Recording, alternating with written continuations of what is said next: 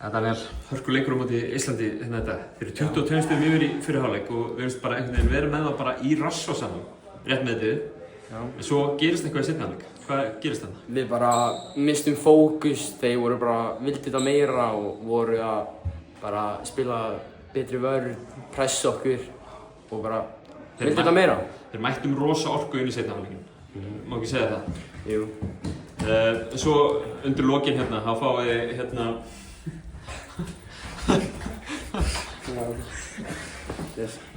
Það setja þeir sem sagt þrist, komast yfir 88-85 hérna bara á loka sekúndunum þegar þið virðist vera svona vinn í því að kasta þessu frá okkur. En þú tekur boltinn tekinn inn og þú ferð upp hérna vinstri helminginn á vellinum.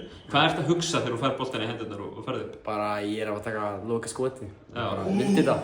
Beint í vöðvaminni bara og sér þú tekur eitt svona hálft feik þarna þar sem þú kemur manninum upp og ferð sér bara upp í bara virkilega gott skot sem þú setur niður. Já, og vildi bara sjá hvort hann myndi hoppa, ég geti fengið villunda en hann hoppaði ekki nóg langt, svo ég bara tók það.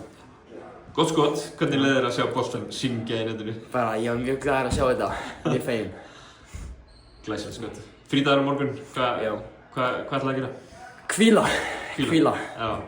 Svolítið hægt að taka 3 svona leiki, þannig að það er rosalega hátt intensity í þessum leikjum. Já, og líka ég fekk nokkur högg þarna sem var ekki sérstaklega gott. Nei.